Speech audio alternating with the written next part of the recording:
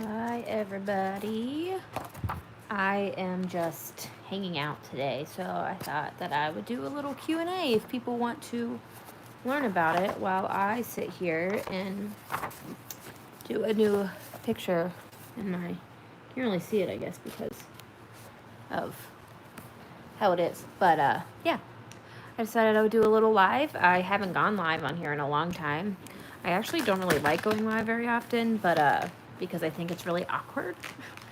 But we're gonna try it today while I'm having a lazy day in bed. So, and I'm coloring, which you can kind of see. It's like a color by number thing. It's pretty cool. But yeah. So ask me some questions about Tourette syndrome. We can, chat. This is why I hate going live because it's super awkward until people get in here, and even then, when people are in it, I feel like it's also super awkward. So, yeah, I don't like it. But it is what it is, I guess. Where are my colors on this? Huh, well, that's weird. Hello, hello. I am just doing a quick well, maybe quick, I don't know. Depends on how talkative the chat is. I decided to do a little Q&A on Tourette syndrome because I'm having a lazy day. I'm in bed, which you can see my one pillow there, but it's rainy and crappy here, and I am tired today. I already worked out and all that, but I wanted to do a little Q&A about Tourette syndrome because it's the last week of Tourette Syndrome Awareness Month is this week. It ends on June 15th, which is a week from today. So it is the very last week of Tourette Syndrome Awareness Month, so I thought it'd be a good time to do a live. But as always, it's super uncomfortable for me and awkward, so maybe I just need to do them more so I don't feel as awkward. I don't know. What do you guys like to watch on lives? Like, I don't even understand, because I know people do a lot of them. People will watch people do, like, absolutely nothing all the time, and that's slightly confusing to me. So I never know, like, what I should be doing while I wait for people to get on. So I usually try to do something while I'm talking. And so, yeah. What are you guys doing today? What do you want to know about Tourette syndrome? What do you guys want to know about my life with Tourette syndrome? Really, anything. Hopefully, I'm even being heard okay because I have 2 fans on because I get very, very hot. So, I don't know. Tell me your questions. Tell me what you want to know. Let me make this an informative and somewhat, I don't know, interactive live. So, what are your burning questions about Tourette syndrome? This background is like getting real weird. Let me know. I am trying to do a coloring page. Maybe that's what I should show so I don't have to show my face. But ask me questions. What do you want to know? Let's see. What can I do on this thing? I know there's like little things. Let's see. Isn't there like polls or something? I don't know what to do on these things. What do you guys like to watch? What show are you watching right now? Let's get the chat going real quick while I'm waiting for maybe some more people to go on. Right now I'm rewatching all of Ginny and Georgia so I can watch the new season. I haven't watched any of the new season yet though, so if anybody has watched it, please don't ruin it for me. I just started from the very beginning again. I'm on the 2nd season now again. I've already watched 1 and 2, but I'm trying to watch them again so I can remember everything that happened and I can go into it with a full knowledge. I almost said full remember. Lazy Sundays are a must. Yes. Oh, hey, George. Yes, they are. I really needed one. I did work out first, so then that way I could be lazy while not feeling bad about it. I'm in a step competition with friends of mine, and I needed to stay in first place because I was in second for a brief time, so that made me get slightly less lazy, but other than that, I told my husband that I will be laying in the bed all day, or at least watching TV from bed. It really wasn't all day. He went to the store. I worked out. I got some pumpkin frozen for my dogs. It's a normal tick when you're nervous. Sorry about spelling. Don't worry about the spelling. That's fine. Yes, it's very normal to tick when you're nervous, actually. When a lot of emotions are very, very big triggers for people with Tourette syndrome. Nervousness, stress, and excitement are really big triggers for a lot of people. For me, the biggest ones are stress and excitement, but nerves definitely get in there. And I would say like nerves for me kind of sort of go that little bit hand in hand with stress. Sometimes I think I might struggle to decipher between the two during certain events, but yeah, any kind of emotion can be a really big trigger for me. What's interesting, one emotion that's really interesting for me that I've always found, let's see how many times I can say interesting, that I have found interesting is that so let's say like when I'm really, really sad and I'm going through a grief period maybe or something like that, for me, those tends to be, my tics tend to like take a back seat a little bit while I'm like in the thick of the emotions. But then like once those emotions like say like I was crying or something like that, but then after and I'm done crying, that's when all the tics happen. Or like when I go through something really hard, like losing somebody or something like that, in the thick of all of that, like the first week or so, I might not be ticking very much. But then once life kind of quote unquote gets back to normal, I start ticking like crazy again. And it's like my tics want to catch up with me or something. It's really strange. But I guess not strange, but kind of. But yeah, very, very good question. I like that. Keep the questions coming, whoever's here. Say hi. Let me see who's all here. Ask me whatever. I've said it a couple of times already, but I get very uncomfortable on lives, and that's why I don't do them very often. I feel very awkward, especially if nobody says anything, or just like if I don't have a specific topic in mind, and generally I don't.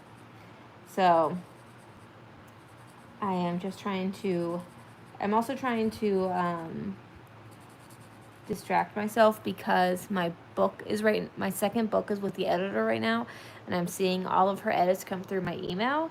And so if I'm using my phone to do this live, I won't be able to see her edits, and then I don't get as in my head about it. So I'm trying to distract myself from that. I think she's almost done editing it, so that's exciting and nerve-wracking at the same time.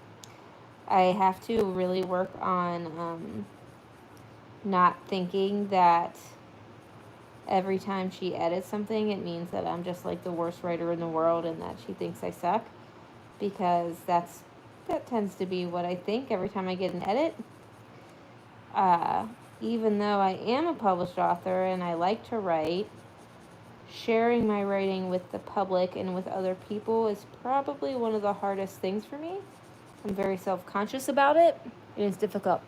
Hi, Cece. Thanks for being here. I don't know how long I'm going to be on, but I'm just trying to do a little something. YouTube always wants you to go live, and I feel like sometimes you have to. Just finished Shameless. I usually watch the previous season when a new season comes out. She watched the new one without you. Is it a together show, though? Because that's a thing. Because I watch it without my husband, but he only picks up on it every once in a while when it's in here. So it's not one of our together shows. However, if it was one of our together shows and he watched it without me, I'd be very upset. But this one's like a me show, my Ginny and Georgia show. So I think I'm about halfway through the second season again. So like you said, you watched the last one. Depending on how long the show is, I will watch just the last season prior to. But it also depends on how long it has been in between the seasons. And I think those of us that do watch Ginny and Georgia, it's been a really long time in between these seasons. So I just started from the beginning. And that's actually also what helped me work out today. I just walked, nothing crazy. But I walked on the treadmill while I watched it. And so I was just able to stay on for a while. Is Tourette syndrome hereditary? So it's not 100% on whether or not Tourette syndrome is hereditary. There's a lot of research that has gone into the genetics, and it is known that all of the research points to there being a genetic factor in Tourette syndrome. However, it doesn't necessarily mean that it would necessarily be Tourette syndrome that is what passed it down. It could be another neurodevelopmental or neurodiverse, or neurological disorder that could be, like, so if I had other neurological disorders in my family. So, for example, neurodiversity is pretty big in my family, whether the disorders are diagnosed or not. Excuse me. But, so it's not 100% fact. So, however, it is believed, or we are under the impression that my dad probably has Tourette syndrome undiagnosed.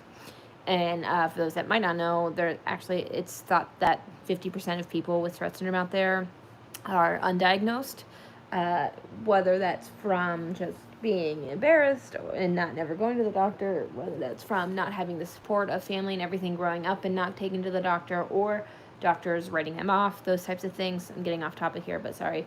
But so my dad, him and I do very similar things. He has similar, what I would say, tics to me, but his is, even if he does really have it, his are even smaller than mine, more mild than mine. And if, like, you were to see him, you probably wouldn't pick up on it, but they're the things that I do, so I always pick up on it, and so does, like, my mom and my family and stuff like that. It's kind of like this unspoken thing. We don't really talk about it, but we all kind of sort of know. And I don't really bring it up because my dad feels really bad. He blames himself for everything that I go through with my Tourette syndrome, which is really sad for me, so that's why we don't really talk about it. But we do think that I got it from my dad. However, like I said, it wasn't a guarantee. Like, so if he had it, it wasn't like there's 100% like I'm gonna get it, but it was about 50% chance of having kids with it. So for me, I'm not having children. My husband and I just decided not to go down that path. But if we were to have had children, there would have been a 50% chance, give or take, that I would have had Tourette syndrome. Or I'm sorry, I already have it, that my child would have Tourette syndrome. And that didn't play the ultimate deciding factor for me. However, it did play a factor in me deciding to not have children. There's a lot of other things, like, I don't know, the world being a scarier place every single day. Just to mention one of the few things. But the possibility of my child having it was a factor. It just wasn't the ultimate factor. But like my dad, how he feels guilty, I know that I would have felt that same guilt if I had a kid and they had Tourette syndrome, because it clearly wouldn't have come from my husband. That would be all me. And so that would make me feel guilty. Not that I think it's the end of the world, clearly. I try to advocate and have a positive attitude about it all the time, but I know that the first day, if I were to have had kids and see them struggle with their tics if they had it, I would struggle a lot with that. It started that way because of her. Now it's not. Oh, so it is a together show and she watched it without you. Man, that's rude. I'd be really upset with my husband if he did that. I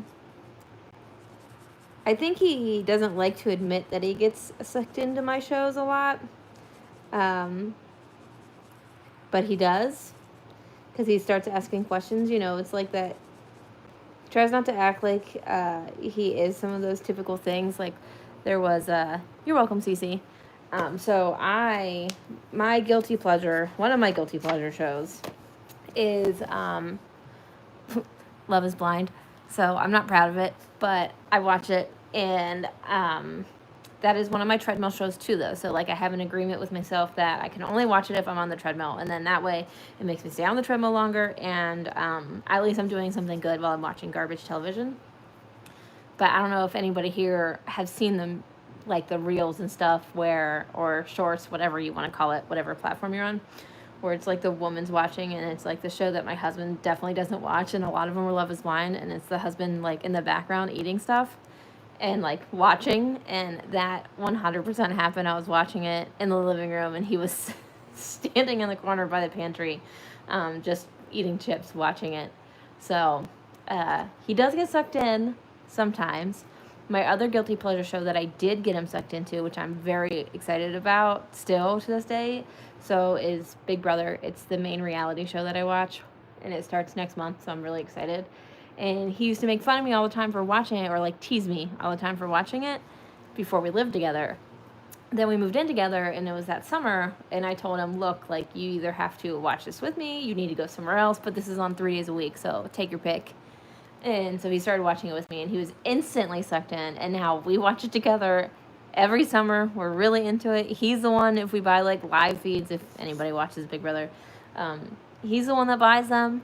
So, you know, he might make fun of me for some of the shows that I watch, but clearly he kind of likes them too, because he always gets sucked in.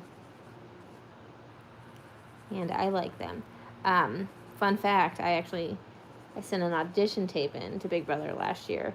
I didn't get any kind of call, which is kind of what I was expecting, but there's a part of me that really badly wants to be the first person with Tourette Syndrome on Big Brother.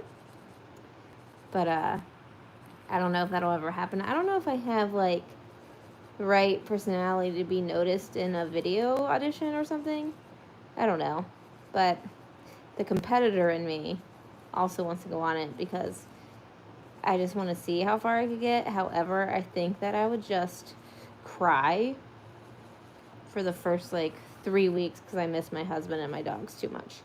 But I think it could also be, like, a super cool and huge platform to get Tourette Syndrome more known. So, I don't know. I was going to try again this year, but I never ended up making a video to send in, and now it's starting next month, so pretty confident I missed my opportunity. Now somebody else will probably end up being the first person with Tourette Syndrome, and then I'll be mad at myself. I forgot to say thank you for answering my question. Oh, you're welcome. Anytime. Any other questions that anybody has, I will answer as much as I can. Again, I don't know how long I'll be on here. I kind of decided to do this on a whim while my dogs are napping on the bed with me. Well, 2 of them are. The other one's on the ground. She doesn't like to lay on the bed that much. She's a weirdo. They're all weird, actually. My dog, I don't know if it'll show her or not. Oh, well, maybe, no. It won't show her face. I was going to show her because she's really cute.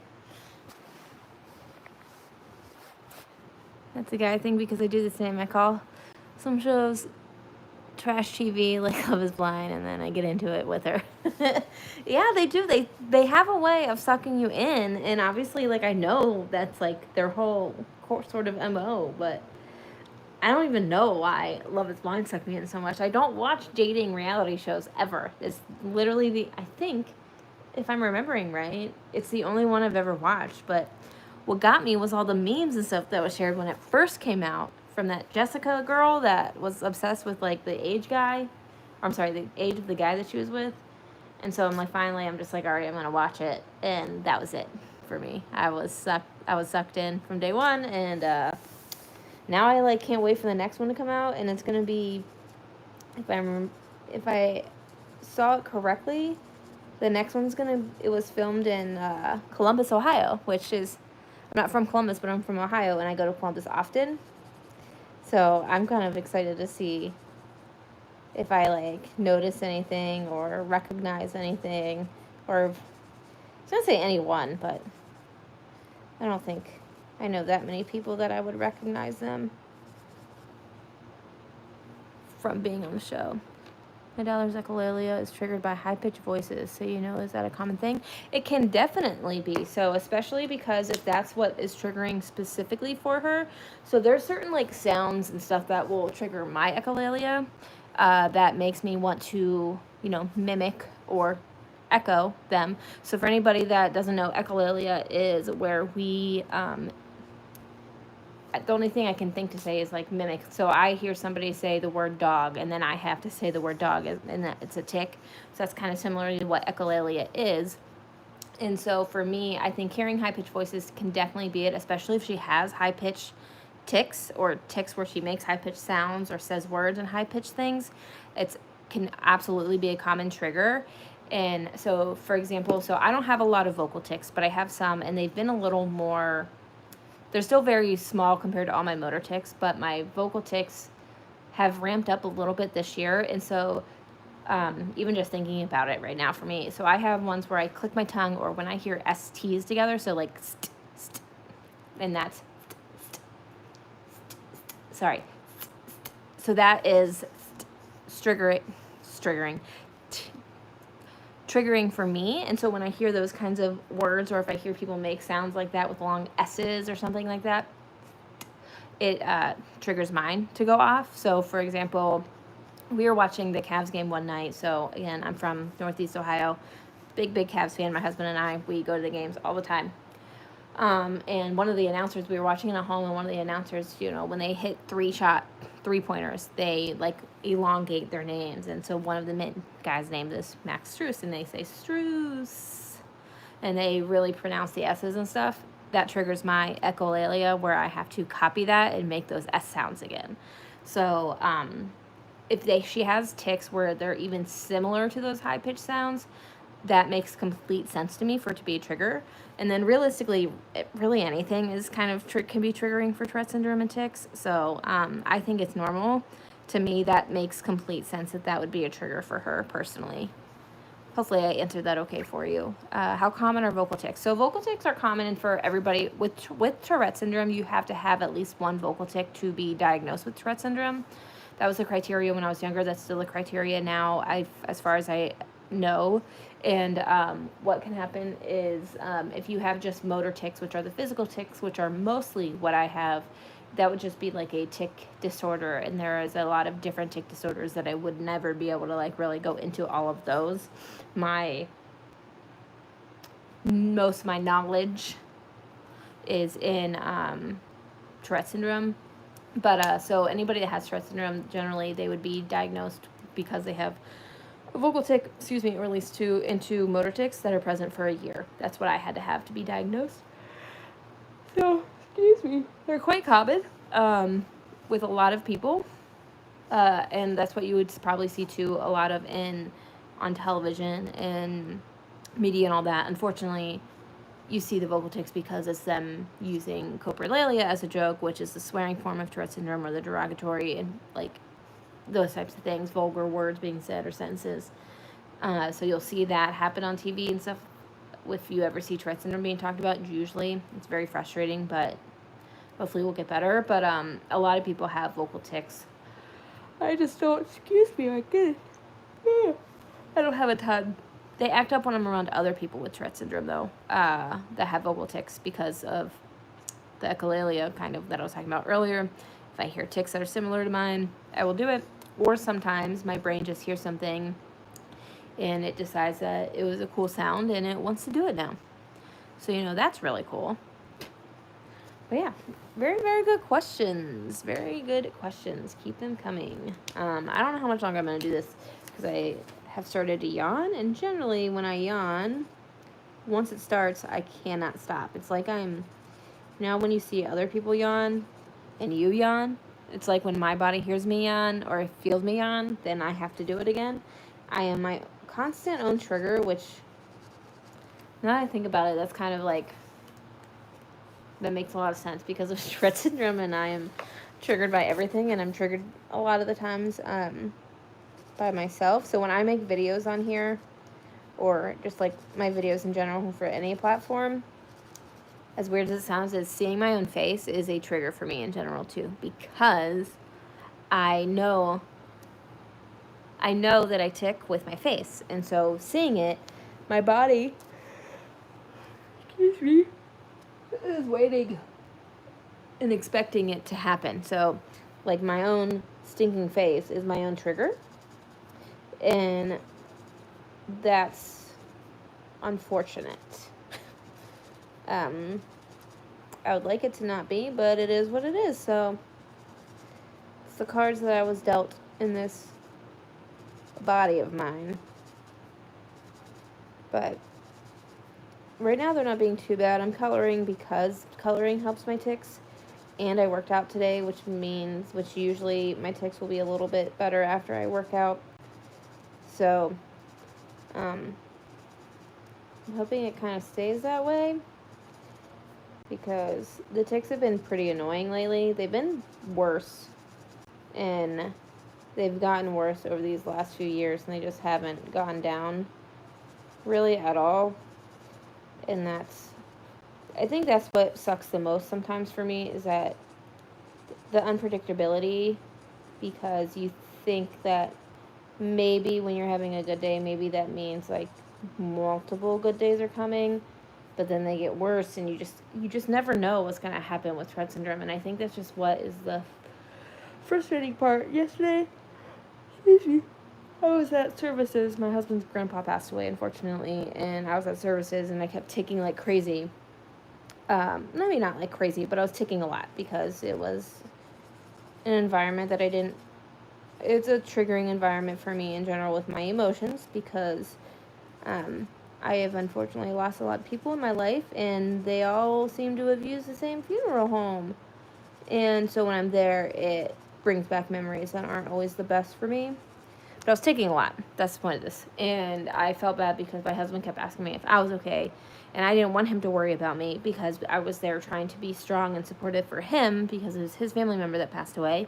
And yet I keep taking. And so he keeps asking me if I'm all right. But I want to be checking on him to see if he's okay. And it's just, I don't know. That's where I feel like I'm the burden in people's lives because I don't want to take away from something that's happening because of my tics. I want the attention and everything to be on the correct thing and not on me. And so that can get a little uncomfortable from time to time. But that's in my head. Nobody has ever made me feel, at least in my direct life, like I was a burden. My old job certainly did. But thankfully nobody in my life personally, at least that's still in my life personally, has made me feel like a burden. But my brain loves to tell me that I am. And it really sucks.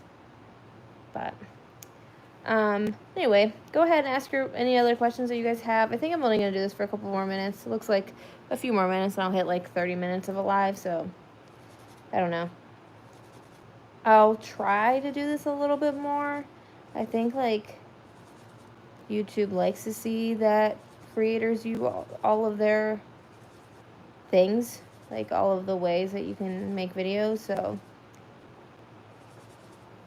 I'm trying to make them happy. But yeah, if you have anything else, go ahead and ask. If not, you can go ahead and ask it in a comment somewhere on another video. If you want to see video topics talked about, whatever it is, go ahead and ask.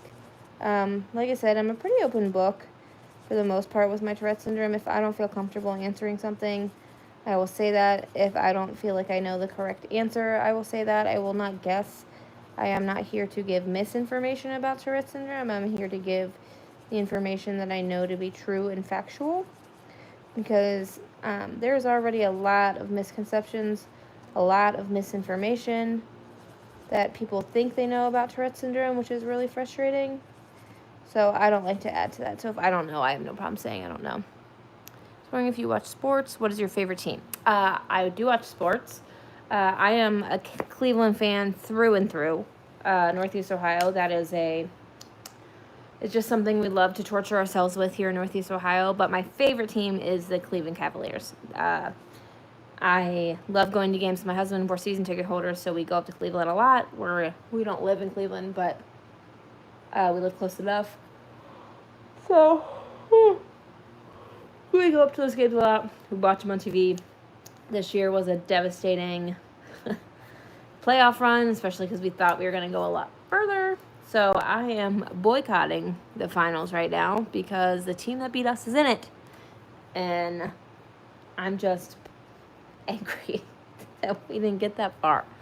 So, good question, because I love my team still. I can't wait for next season. We'll be even better and we'll make it further. And, you know, as you learn how to say as a Cleveland sports fan, is there's always next year. So, yeah, there's always next year. Not that I want to speed it up any, because then that means like summer and everything else is over. But yeah, we have the Guardians, so I'm a fan of them too. I just don't watch it on TV as much. Watching baseball to me on television is incredibly boring. I can watch it sometimes, but not very often. But anyway, yeah, you're welcome. Thanks everybody for joining in. Like I said, maybe I'll try to do this more often. Honestly, I really don't know. I always feel super uncomfortable during these, so maybe the more I do them, the less uncomfortable I will be. So we'll see. But everybody, have a great day, and I will see you guys next time.